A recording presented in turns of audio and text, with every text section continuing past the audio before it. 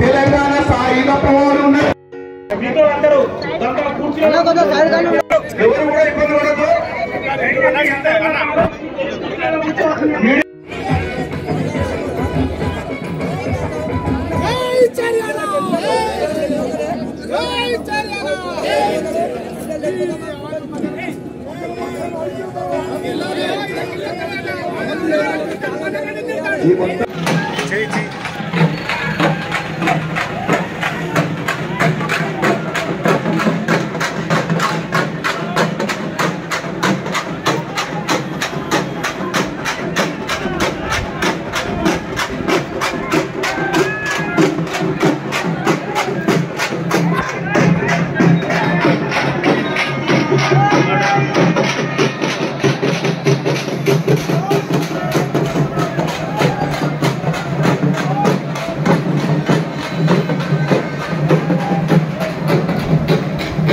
జెడ్పీటీసీలు మాజీ పిఎస్ఏ చైర్మన్లు అందరూ మీరు వేదిక మీదకి రావాల్సిందిగా కోరుతున్నాం. అన్ని పార్టీల వాళ్ళు, ఎందుకంటే సమయం లేదు కాబట్టి పేర్లు చాలా ఉన్నాయి. అన్ని పార్టీల వాళ్ళు, పార్టీ అధ్యక్షులు మరియు టౌన్ అధ్యక్షులు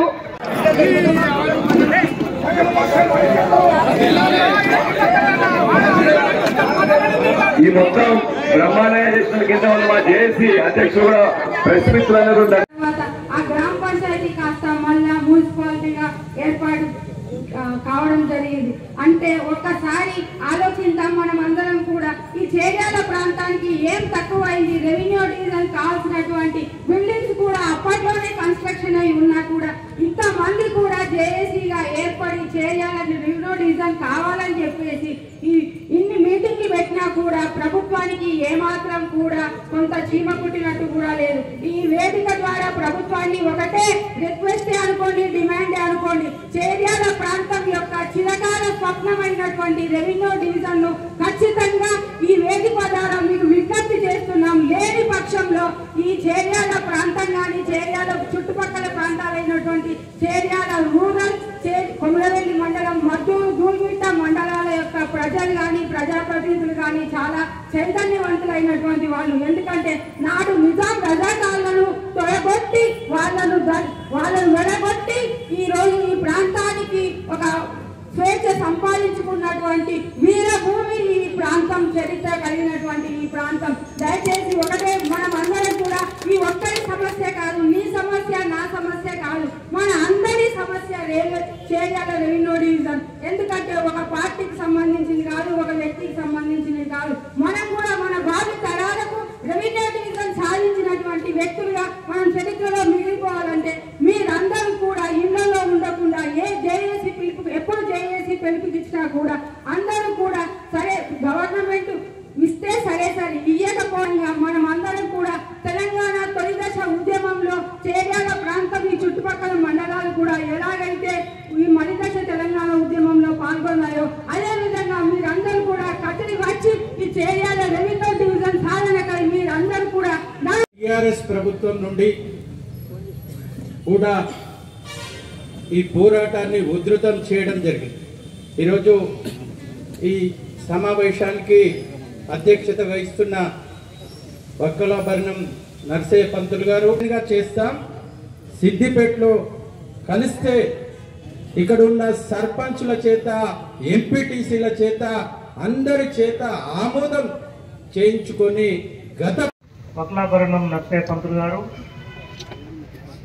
ఈ చేర్యాల రెవెన్యూ డివిజన్ సాధనకై జరుగుతున్నటువంటి మహాధర్నాకు ముఖ్య అతిథిగా విచ్చేసినటువంటి జనగామ శాసనసభ్యులు అన్నగారు, చేర్యాల రెవెన్యూ డివిజన్ సాధన కోసం 8 సంవత్సరాలుగా ఈ పోరాటం జరుగుతుంది.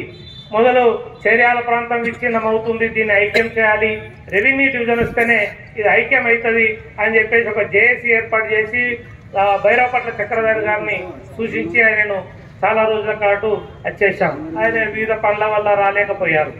ఆ తర్వాత డాక్టర్ పరమేశ్వర్ గారిని పెడితే ఆయన ఎన్నికలలో మన టోకరు కొట్టిండు. అట్లనే ఇప్పుడు ఏదైనా మళ్ళీ పార్టీలకు అతీతంగా ఒక జేఏసీ ఏర్పడి మళ్ళా కనుక పోరాటం చేస్తే తప్పకుండా వస్తుంది, ఇది అవకాశం ఉన్నదని చెప్పేసి మళ్ళీ ఇప్పుడు జేఏసీ వక్లాభరణం నరసింహ పంతులు గారిని పెట్టి ఇప్పుడు జేఏసీ చైర్మన్గా చాలా కార్యక్రమాలు మనం తీసుకుంటున్నటువంటిది ఉంది. అయితే దీనికి సంబంధించింది ఏరియాలో రెవెన్యూ డివిజన్ అవసరం, ఇక్కడ కూర్చున్న వాళ్ళతోనే కాదు, ఇది 2 లక్షల ప్రజలకు సంబంధించినటువంటి అంశం. 53 గ్రామ పంచాయతీలు ఉన్నాయి, 4 మండలాలు, టౌన్ ఉంది, అట్లనే శివారు పల్లెలు కలుపుకుంటే అవొక్క 50 ఉంటాయి. చేరియాల లోకల్ సంబంధించింది ఒక ఊరు లెక్క, ఏది ఒక వార్డును కనుక చూసుకున్నట్లుంటే అది ఇదంతా చూస్తే 2 లక్షల ప్రజలకు సంబంధించినటువంటి రెవెన్యూ డివిజన్ అవసరము. ఇది లేకపోతే చాలా ఇబ్బంది వస్తుంది. నాకన్నా ముందు మాట్లాడిన వాళ్ళు చెప్పారు, రెవెన్యూ డివిజన్ వస్తే ఏసీకి వస్తాడు, ఆర్డీఓ వస్తాడు, వ్యాపారాలు పెరుగుతాయి, అన్ని ప్రాంతాల నుంచి చేర్యాలకు వచ్చేటువంటి అవకాశం ఉంటుంది, అందుబాటులో ఉంటుంది. చేర్యాలంటే ఇటు మద్దూరుకు కానీ, దూలిమిట్టకు కానీ, కొమరవెల్లికి కానీ, మద్దూరు, ఈ 4 మండలాలకు అనుకూలంగా మధ్యలో ఉన్నటువంటిది చేర్యాల. చేర్యాలకు పెద్ద చరిత్ర ఉంది. మరి చరిత్రను నష్టం చేస్తే ఎట్లా? అందుకనే నేనేమంటున్నా, పెంట తాగితే పెంకాసం చేసిర్రు, వీళ్ళు ఏం చేసిర్రు, వాళ్ళు ఏం చేసిర్రు అనే దానికన్నా ముందుకు పోయేది ఎట్లా, ఈ పోరాటాన్ని ఉధృతం చేయడం ఎట్లా అనేటువంటిది మనం ఆలోచించాల్సిందిగా విజ్ఞప్తి చేస్తున్నా. గౌరవ సభాముఖంగా నేను అభినందిస్తున్నా ఎమ్మెల్యే గారిని. చాలా చక్కగా అసెంబ్లీలలో సుదీర్ఘంగా చేర్యాల గురించి విశ్లేషించి మాట్లాడారు, వారికి అభినందనలు తెలియాలన్నారు. వాస్తవంగా దీనికి అనుకూలంగా గౌరవ పెద్దలు కోమటిరెడ్డి వెంకటరెడ్డి గారు ఎంపీగా ఉండే, ఆయన ధర్నాకు వచ్చినప్పుడు అన్ని చెప్పినాం కాబట్టి అవి నోటీసులో ఉన్నాయి. అవన్నిటిని కూడా సానుకూలంగా స్పందించిన మంత్రి గారు కోమటిరెడ్డి వెంకటరెడ్డి గారు, ఆయన కూడా అనుకూలంగానే ఉన్నారు. మరి మన ఎమ్మెల్యే గారు అనుకూలంగా ఉన్నారు, అన్ని పార్టీలు అనుకూలంగా ఉన్నారు, మంత్రి గారు అనుకూలంగా ఉన్నారు. ఎక్కడ ఆగింది? కారణం ఏంటిది? మరి నేను విమర్శలు పెట్టొచ్చు అనుకుంటున్నా కానీ తప్పలేదు. ఇప్పుడు కాంగ్రెస్ వాళ్ళు ఇక్కడనే ఏమో దీక్ష చేస్తారు, దాని పేరే పెట్టింది, ఈ సంకల్ప దీక్ష అని పెట్టారు. అధికారంలో ఉంటారు, మీరు దీక్ష పెడతారా? ఇది ఎక్కడ న్యాయం అనేటువంటిది. అరే వీళ్ళు ఎట్లా పోతురు, సరిగా లేరు, మనమే ముందుకు రావాలని మేము ముందుకు వచ్చి ప్రతిపక్షాలందరినీ కలుపుకొని ధర్నా ఏర్పాటు చేశాం. 18 ఏ తారీఖు నాడు ఉండే ఈ ధర్నా? 18 తారీఖు నాడు ఉండే. 18 తారీఖు నాడు వాళ్ళు ఏం చేసిండ్రు, ఆ కాంగ్రెస్ నాయకుడు హనుమంతరావును తీసి మనకు పోటీ కార్యక్రమం పెట్టారు. పోటీ కార్యక్రమం పెడితే మేమే ఒక అడుగు వెనకకేసి ఇక మనమే ఊకుందాంతి, ఇప్పుడు వాళ్ళతో ఏం కొట్లాడేటట్టున్నాం, అధికారంలో ఉన్నామని చెప్పేసి కొద్దిగా ఆగడం అనేటువంటి జరిగింది. ఇవాళ డేటు ఈ 30 తారీఖు అయితే బాగుండదని అందరూ అనుకొని ఈరోజు డేటు పెట్టినాం.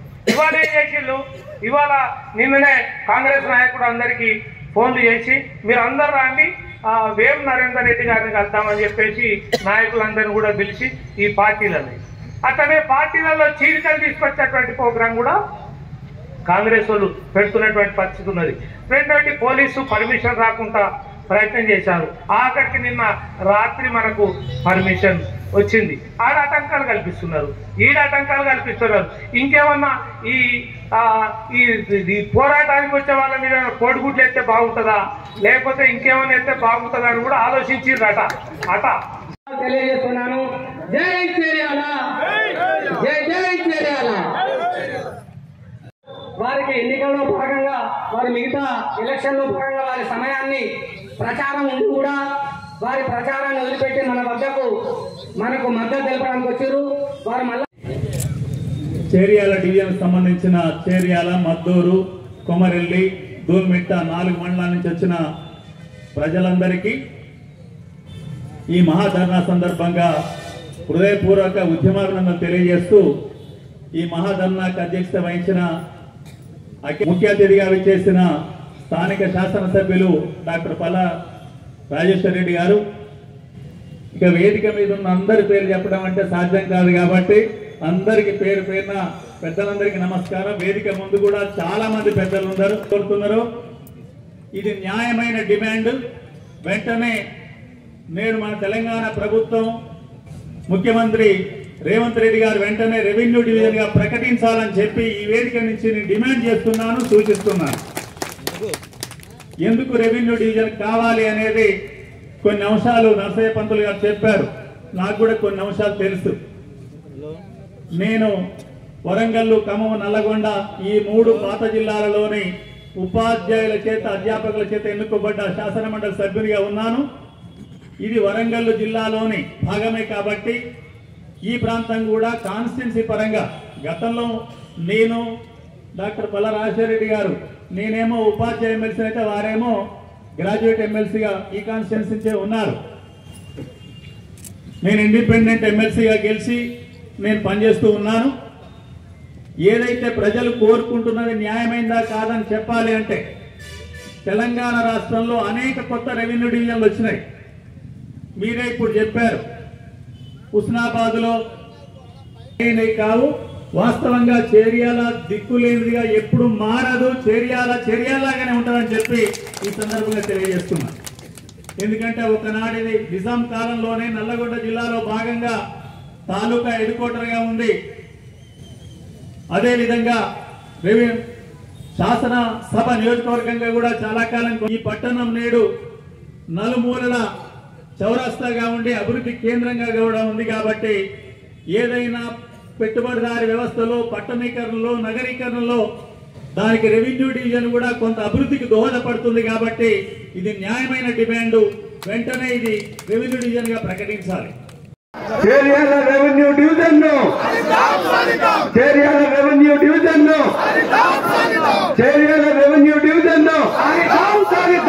అందరికీ నమస్కారం.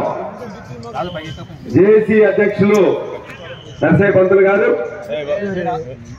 వేదికను అలంకరించిన చేర్యాల రాజకీయ నాయకత్వం, మున్సిపల్ చైర్మన్లు, మాజీ జెడ్పీటీసీలు, మాజీ ఎంపీపీలు, అదేవిధంగా మార్కెట్ కమిటీ చైర్మన్, మన యొక్క గుడి చైర్మన్లు, అదేవిధంగా సర్పంచ్లు, ఎంపీటీసీలు, పిఎస్ఏ చైర్మన్లు, మొత్తం రాజకీయ నాయకత్వం మొత్తం కూడా ఇక్కడే ఉన్నది. అదేవిధంగా సిపిఎం పార్టీ నుండి ఇప్పుడే వచ్చి మాట్లాడేపోయిన ఎమ్మెల్సీ నర్సిరెడ్డి గారు, మనందరినీ కూడా ఆలోచించే విధంగా మాట్లాడిన ఆమ్దాల మల్లారెడ్డి గారు, కనకారెడ్డి గారు, అదేవిధంగా మనకు సందేశం ఇచ్చి వెళ్ళిపోయిన బీజేపీ నాయకులు కేవీఎల్ రెడ్డి గారు, అదేవిధంగా వీటన్నిటి కూడా ఈ ప్రాంతంలో సూత్రధారి అయిన సురేష్ గారు, అదేవిధంగా టీడీపీ పార్టీ నుంచి వెళ్ళి రాజు గారు, బీఆర్ఎస్ పార్టీ నుంచి వెళ్ళి అనేక మంది నాయకులు కూడా మీరు చెప్పింది కరెక్ట్, ఖచ్చితంగా ఇవ్వాలని చెప్పిండ్రు. ఆ లెటర్స్ కూడా వెంటనే పొంగులేటి శ్రీనివాసరెడ్డి గారికి ఇచ్చాను, మంత్రి కోమటిరెడ్డి వెంకటరెడ్డి గారికి ఇచ్చాను, మరొక మంత్రి మన యొక్క కొండా సురేఖ గారికి ఇచ్చాను, ముఖ్యమంత్రి గారికి కూడా ఇచ్చినాం. ఆ లెటర్లను ఆధారం చేసుకుని ఇవాళ కలెక్టర్ కు వారు కూడా లెటర్ పంపించారు. దీని ఫీజిబిలిటీ రిపోర్టర్ పంపించామని చెప్పేసి అది వచ్చిన తర్వాత కూడా కలెక్టరేట్ లో జరిగిన సమావేశంలో కూడా నేను మరలా చెప్పాను. మరలా కొండా సురేఖ గారు చేర్యాలకు వస్తే మీ అందరి సమక్షంలోనే మా చేర్యాల ప్రజల ముఖ్యమైన కోరిక ఇదే అని చెప్పాను. ఇలా కళలకు కానాచిగా ఉన్నది, ఆధ్యాత్మిక కేంద్రంగా ఉన్నది, త్యాగాలకు నిలయంగా ఉన్నది, ప్రజలకు అవసరంగా ఉన్నది. ఈ ప్రాంత ప్రజల యొక్క కోరిక అతి చిన్నది. ఇప్పటికే కావాల్సిన ఆఫీసులన్నీ కూడా ఏర్పాటు చేసుకున్నాం. ఇంటిగ్రేటెడ్ ఆఫీస్ కాంప్లెక్స్ కూడా ఇక్కడ ఏర్పాటు చేసుకున్నాం. దీనికి కావాల్సిన కోర్టు కూడా వచ్చింది, అన్ని వచ్చినాయి. పోలీస్ మిత్రులారా, మనందరం కూడా ఇక్కడున్న తెలంగాణలో ఉన్న పోలీస్ వ్యవస్థ ఆనాడు తెలంగాణ ఉద్యమంలో అడిగేసి జేఏసీలతో నడిచింది. ఇవాళ కూడా చేర్యాల రెవెన్యూ డివిజన్ లో ఉండే ప్రజల యొక్క కోరిక మేరకు ఇక్కడున్న పోలీసు కూడా ఈ జేఏసీలో భాగం కావాలి తప్ప వేరే విధంగా ఉండకూడదని చెప్పి నేను కోరుతున్నా. మనం ఎక్కడ పుట్టినామని కాదు, ఏ వర్గం నుంచి వచ్చినామని కాదు, ఏ ప్రాంతం నుండి వచ్చినామని కాదు, ఏ ప్రాంతంలో పనిచేస్తున్నాం ఆ ప్రాంత ప్రజల ఆకాంక్షలు తీరడం కోసమే మన యొక్క పనితనం ఉండాలి తప్ప వేరేగా ఉండొద్దు. మనం ఇలా ఈ ప్రభుత్వానికి ఉద్యోగస్తులుగా ఉన్నాం. అదేవిధంగా ఈ ప్రాంత ప్రజల ఆకాంక్షలు కూడా వాళ్ళకి తెలియజేయమని చెప్పేసి ఇంటెలిజెన్స్ డిపార్ట్మెంట్ కూడా నేను కోరుతా ఉన్నా. అదేవిధంగా ఇతర ఉద్యోగస్తులు ఇవాళ రిటైర్ అయిన ప్రతి ఉద్యోగస్తులు వారి యొక్క రిప్రజెంటేటివ్లు పంపించిండ్రు. వాళ్ళందరూ కూడా ఇక్కడే ఉన్నారు. ఇక్కడ ఉన్న ఆటో కార్మికులు కావచ్చు, పండ్ల కార్మికులు కావచ్చు, పండ్లు అమ్ముకునే కార్మికులు, కూరగాయలు అమ్ముకునే వాళ్ళు కావచ్చు, మిగతా వ్యాపార వర్గాలు కావచ్చు, మేధావులుగా ఉన్న అడ్వకేట్లు కానీ, డాక్టర్లు కానీ, ఇంజనీర్లు కానీ వాళ్ళందరూ కూడా ఒకటే కోరుతున్నారు, మాకు చేర్యాల రెవెన్యూ డివిజన్ కావాలి. చేర్యాల రెవెన్యూ డివిజన్ గురించి మా మిత్రుడు కర్ణాకర్ అద్భుతంగా చెప్పిండు. తెలంగాణ సాయుధ పోరాటం 1946 నుంచి 51 జరిగినప్పుడు ఈ ప్రాంతంలో ఉన్న ప్రతి గ్రామం కూడా ఆనాడు ఉద్యమ కేంద్రంగా ఉన్నది. వాళ్ళ కోసం పోరాడలే. ఆనాడు భూమి కోసం, ముక్తి కోసం, బానిస విముక్తి కోసం పోరాటం చేసిన చేర్యాల ప్రాంతంలో ఉన్న ప్రతి గ్రామంలో కూడా నా ప్రాణం పోయినా పర్వాలేదు, కొంత ఆత్మగౌరవం ఉండాలి, బానిసత్వం ఉండదు అని చెప్పేసి పోరాడింది. ఇవాళ రెవెన్యూ డివిజన్ వస్తారు. దానికోసం నిఖరంగా మీ అందరితో కలిసి ఒకటి బయట కానీ లోపల అసెంబ్లీ వేదిక కూడా పోరాడతా ఖచ్చితంగా రెవెన్యూ డివిజన్ సాధించే వరకు కూడా పోరాడతామని చెప్పి తెలియజేస్తున్నా. మా మల్లన్న చెప్తూ అన్ని విషయాలు చెప్పారు. చేర్యాల ప్రాంతంలో, జనగామ ప్రాంతంలో మనం ఆనాడు తిరుగుబాటు కోసం పోరాటం చేసిన వాళ్ళు ఉన్నారు, ప్రాణాలు త్యాగం చేసిన వాళ్ళు ఉన్నారు, ఎలక్షన్ అయిన తర్వాత అందరం కలిసి అభివృద్ధి కోసం పోరాటం చేసిన వాళ్ళు ఉన్నారు. ఇప్పటి నాయకులు ఎలా ఉన్నారంటే ఓడిపోయినా ఇంకా వాళ్ళకి ఓడిపోయినామని చెప్పేసి నమ్మకం కుదరట్లేదు. ఇంకా వాళ్ళు కూడా ఏదో అధికారం ఇక్కడ వాళ్ళే చెలాయిస్తున్న విధంగా పోలీసులందరినీ ఇంటికి పిలుచుకుంటున్నారు. పోలీసుల సమక్షంలో గ్రామ సభ జరిగినా కూడా ఇవాళ చేయకూడని పనులను చేస్తా ఉన్నారు. మేము గ్రామ సభకు పోయి చేర్యాల రెవెన్యూ డివిజన్ ఇవ్వాలని కూడా రెవెన్యూ శాఖ మంత్రి వచ్చిందని చెప్పేసి లెప్పిస్తామని పోతే ఆ మంత్రిని రాకుండా వాళ్ళే గొడవ చేసి ఆపుతున్నారు. మంత్రి ఎందుకు రానియట్లేదా అని చెప్పేసి అంటే మా మీద గుడ్లు టమాటాలు ఇచ్చిండ్రు. మేము గుడ్లకు కాదు, టమాటాలకు కాదు, పోలీసుల బాష్పవాయి గోళాలకు కూడా భయపడిన వాళ్ళం. ఈ గుడ్లు టమాటాలు తీసుకుపోయి పెట్టుకో, ఎక్కడ పెట్టుకో బరాబర్గా చెప్తున్నాం. ఏనాడు కూడా జైళ్ళకు కావాలంటే జైళ్ళకు కూడా పోయి వచ్చినాం. లాఠీలకు, తూటాలకు ఏనాడు భయపడేవాళ్ళం కాదు. ఈనాడు ఇక్కడ ఉన్న అనేక మంది కమ్యూనిస్టులు కానీ, ఇతర పోరాట యోధులు కానీ వారి యొక్క స్ఫూర్తితో ఈ ప్రాంతంలోనే పుట్టిన బిడ్డగా ఖచ్చితంగా చేర్యాల రెవెన్యూ డివిజన్ సాధనలో ముందుంటాం. ఇలాంటి ఉడత ఊపులకు, పిట్ట బిడ్డలకు భయపడేది లేదు. ప్రజలు ఏది కోరితే ఆ ప్రజల కోరిక కోసం వారి ముందు నిలబడతాం. పోలీస్ అయినా మరొకటైనా ఖచ్చితంగా చట్టబద్ధంగా వారు ఏదైనా ఉండొచ్చు, ప్రజల బద్ధంగా మేము ఉంటాం. ప్రజల కోసమే పోరాడతాం, ప్రజల కోసమే పనిచేస్తాం. ఎందుకంటే చేర్యాలకు వచ్చినప్పుడు నేను వచ్చింది 4 రోజులైనా కూడా చేర్యాలలో ఉన్న 53 గ్రామాలు నాకు మెజార్టీ ఇచ్చి ఆశీర్వాదం ఇచ్చింది.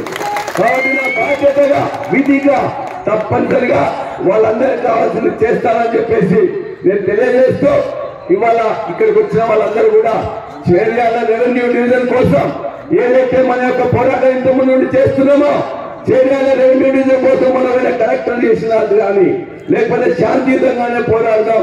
ఇతర గ్రూపులన్నింటినీ కూడా ఇక్కడ తీసుకొని వద్దాం. బరాబర్గా రెవెన్యూ డివిజన్ సాధిద్దాం. Cheriyal revenue division Cheriyal revenue division Cheriyal revenue division Cheriyal revenue division కావచ్చు, కోటిగల్ కావచ్చు, సలాపూర్ కావచ్చు, మత్తూరు కావచ్చు, చేర్యాల కావచ్చు, ప్రతి గ్రామంలో కూడా ఏ స్థూపం చూసినా కూడా ఆ యొక్క పోరాట స్ఫూర్తి రూపాలుగా ఉన్నాయి తప్ప వేరే కాదు. ఆ తర్వాత జరిగిన కమ్యూనిస్ట్ ఉద్యమం, తర్వాత జరిగిన నక్సలైట్ ఉద్యమంలో కూడా ఈ ప్రాంతంలో ఉన్న ప్రజలు మొత్తం చైతన్యవంతంగా ముందే ఉన్నారు. ప్రతి గ్రామం నుండి అనేక మంది యువకులు ప్రాణాలు అర్పించిండ్రు. సమాజం రావాలని, పేద ప్రజలకు అండగా ఉండాలని చెప్పేసి ప్రాణాలను త్రోప్రాయంగా ఆనాడు నక్సలైట్ ఉద్యమంలో అనేక మంది కూడా త్యాగం చేసిన గడ్డ చేర్యాల ప్రాంతం. తొలి దశ తెలంగాణ పోరాటంలో, మలి దశ తెలంగాణ పోరాటంలో ఇంతకుముందు మిత్రులు చెప్పినట్టు ఏనాడు కూడా వెనకడిగేలే. సిద్దిపేట నావిగా ఉంటే సిద్దిపేటకు పక్కనే ఉప్పిర్లు ఊదిన గడ్డ చేర్యాల ప్రాంతం. వాటి ఉద్యమాలంటే, ప్రాణాలంటే, త్యాగాలంటే ఏనాడు కూడా ముందునే ఉన్నది కదా చేర్యాల ప్రాంతం. చేర్యాలలో ఇదే ప్రాంతంలో రేపటి వాసి అందశ్రీ గారు ఈనాడు ఉద్యమానికి అనేక పాటలు రాసిండు.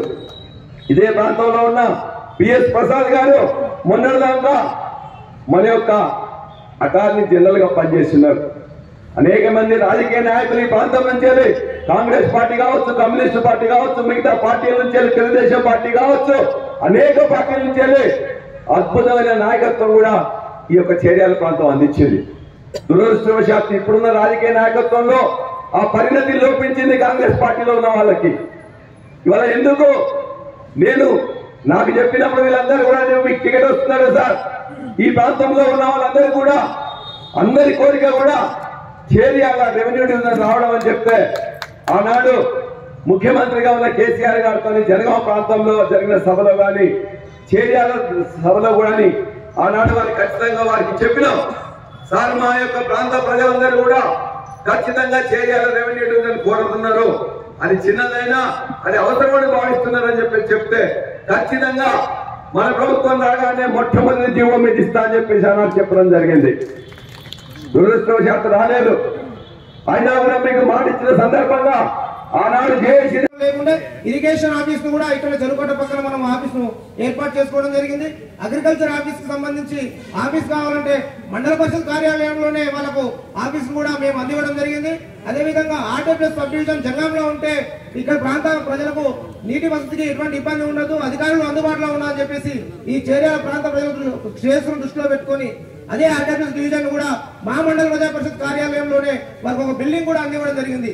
గత ప్రభుత్వ హయాంలో ఏం చేయలేదని చెప్పి మాట్లాడే వాళ్ళందరికీ ఈ సందర్భంగా తెలియజేస్తా ఉన్నా. దాదాపుగా 4 సబ్ డివిజన్ ఆఫీసులను మీరు ప్రత్యక్షంగా వారు ఉద్యోగం చేయొచ్చు, మేము మాకున్న లిమిట్స్ ప్రకారం మేము 4 సబ్ డివిజన్ తెచ్చుకోవడానికి మా వంతు కృషి చేసినామని చెప్పి ఈ సందర్భంగా తెలియజేస్తా ఉన్నాం. ఏదైనప్పటికీ ఇంకొక విషయం, కోర్టు కూడా ఇప్పుడు ఏదో మేము తెచ్చినామని చెప్పి గొప్పలు చెప్పుకుంటున్నా ఏదో మళ్ళీ చెప్తున్నా, బాజాప్తా పోయిన గవర్నమెంట్ లోనే మా కేసీఆర్ గారి నాయకత్వంలోనే ఇక్కడ కోర్టు వచ్చింది.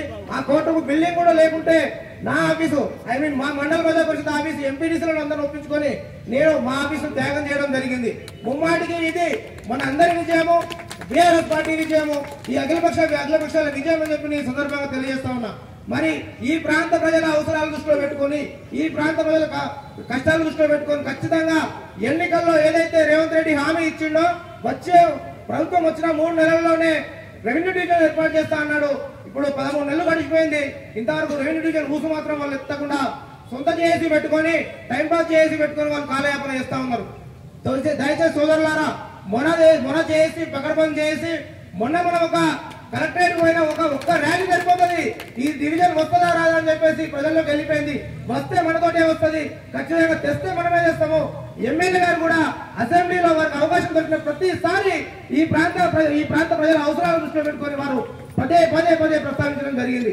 దానికి సంబంధించిన ఆ ప్రభుత్వంలో ఉన్నటువంటి మంత్రి గారు కూడా దానికి మద్దతు తెలిపారు. అయినా మరి చేయడానికి వాళ్ళకి ఏం లోపో మరి మనకు అర్థమైంది. మరి ఏం ఈ ప్రాంతానికి ఏం లోటు ఉంది? ఆఫీసుల వల్ల కొద్దిగా ఇబ్బంది అయింది, కానీ ఆఫీసులు కూడా తెచ్చుకున్నాం. మరి కళలకు నైపుణ్యమైన ఈ చేర్యాల ప్రాంతం జాతీయ స్థాయిలో గుర్తింపు పొందిన నకాశీ కళకు ఈ చేర్యాల ప్రాంతం చేరబడ్డాలి. నిజాం రాజులకు వ్యతిరేకంగా పోరాడిన వీర బైరంపల్లి కలిగిన ప్రాంతం ఈ చేర్యాల ప్రాంతం. మరి తెలంగాణ రాష్ట్ర ప్రజల కొంగు బంగారమైన కొమరల్లి మల్లన్న ఉన్న ప్రాంతం ఈ చేర్యాల ప్రాంతం. మరి ఇటువంటి మంచి కళలకు నిలయమైన ఈ చేర్యాల ప్రాంతాన్ని భౌగోళికంగా అన్ని అనుకూలంగా ఉన్న ఈ చేర్యాల ప్రాంతాన్ని ఖచ్చితంగా రెవెన్యూ డివిజన్ లో ప్రకటించాలని చెప్పేసి ఈ ప్రభుత్వాన్ని ఈ సందర్భంగా డిమాండ్ చేస్తూ రేపటి దినం ప్రభుత్వం ఏదైనా జై తెలంగాణ రెవెన్యూ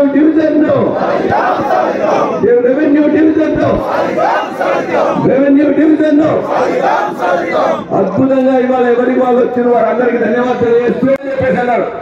ఎవరైనా జేఏసీ వాళ్ళు ఏమనాలి, పార్టీలకు అతీతంగా ఇవాళ అందరు ఉన్నారు. ఎవరు వచ్చినప్పుడు ఇలా కలుపుకుంటారు. ఇలా అధికార పక్షం వాళ్ళు వస్తే మీ అభిప్రాయం ఏందని అడగాలి. ఆనాడు నేను అధికార పక్షంలో ఉన్నప్పుడు నన్ను రాణించి మీ యొక్క అభిప్రాయం ఏంది, మీరు దీనికి మద్దతు ఇస్తున్నా లేదా, ఇస్తే మీరు చెప్పండి అడగాలి. నేను వస్తుంటే నువ్వు రావద్దని చెప్పేసి ఒక రాజకీయ కోణంలో అడ్డుకునే ప్రయత్నం చేసిండ్రు వాళ్ళు. మళ్ళా కూడా ఆనాడు సాధించలే.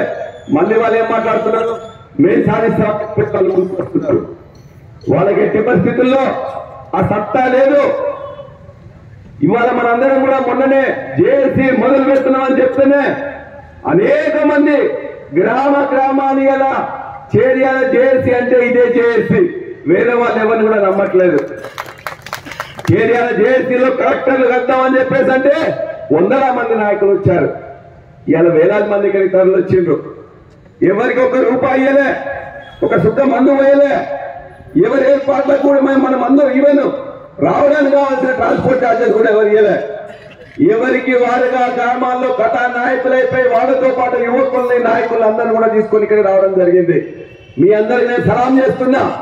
ఖచ్చితంగా మన కోరిక నెరవేరుతుంది. నేను ఏదైతే మాట ఇచ్చిన ప్రకారం మొట్టమొదటి శాసనసభలో నాకు వచ్చిన అవకాశంలో నేను మాట్లాడింది, నేను జనగామ నుంచి ఎన్నికైన శాసనసభ్యుణ్ణి. నా మొదటి కోరిక ఈ ప్రాంతంలో చేర్యాల ప్రాంతానికి రెవెన్యూ డివిజన్ కావాలని చెప్పేసి కోరినాం.